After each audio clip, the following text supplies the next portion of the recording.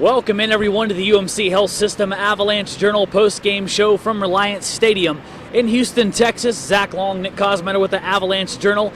The Meineke Car Care Bowl of Texas is in the books, and my goodness, we had a good one. You got your money's worth tonight. Texas Tech beats Minnesota 34-31 on a Ryan Buston walk-off field goal. And my God, Nick, if you wanted to entertain the night, you got your money's worth. Yeah, you know, people sort of thought about this game as an unsexy matchup, and you had a kind of a slow prodding Big Ten team that has slow offense, and they actually were great offensively for much of the night.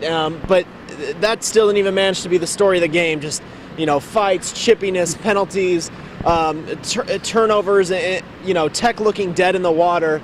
And then, Zach, they did something they had not done in 69 days. They finally force a turnover, and that wins the game. DJ Johnson just with a monstrous pick. Gets that deflection, takes it down the sideline, and what looked like Texas Tech dead in the water. Deggy had thrown 2 interceptions, and it just didn't look like they had it. And then all of a sudden, boom. Touchdown to Eric Ward. Deggy, you know, you got to give him credit. Yeah. A lot of resolve. I know he was kind of shaking his head when he was getting that MVP trophy, but when it counted, he got it done. Yeah, and that's the thing is, unfortunately, he had kind of been plagued by this in big games. When he had to make plays, it was just the turnovers. We saw it against Baylor, a game they should have won that kind of would have altered the course of their season. Maybe Tommy Tuberville would still be here, so maybe it's a blessing in disguise for some Tech fans. But they just couldn't rebound. Tonight, 2 interceptions in the fourth quarter. It seemed like it was going to cost Texas Tech, but they get the ball back with 3 minutes and 24 seconds at their own 18. He goes down 82 yards, culminating in a 35-yard touchdown to Eric Ward. Then they're right back tied in the game. And then once again, the defense is as bad as it played for much of the game. In the fourth quarter, it was nails.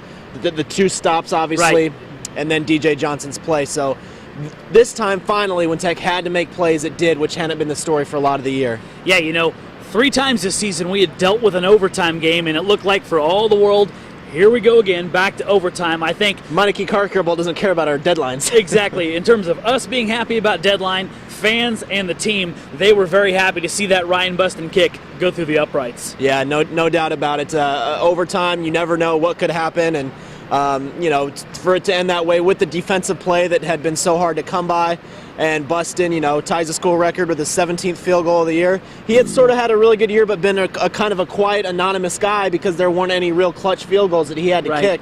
So this was really the first one, and you know, he made it through and setting off a celebration. And as tough as this season was, it's obviously a lot better to end this way than it would have been being on that other sideline for Tech. You know, Nick, you hit that on.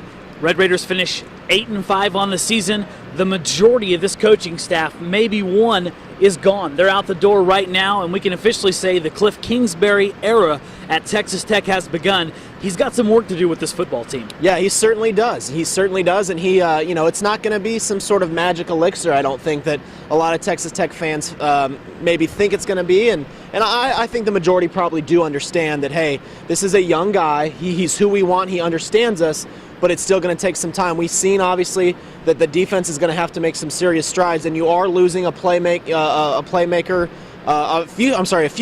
on offense. Probably your 2 top receivers, your quarterback, one of your running back. I mean, so there's a lot that has to be replaced. But you know, I know that fans are just very excited to see how he's going to get it going. And you're right, the Kingsbury era has finally begun. And what has not begun is our off time for the night, because it's 1 a.m. in Houston, Texas, and we've still got a lot of work. Dawn is upstairs working very hard, so please keep locked in to LubbockOnline.com, RedRaiders.com. We're going to have full coverage of Texas Tech's win in the Meineke Car Care Bowl of Texas.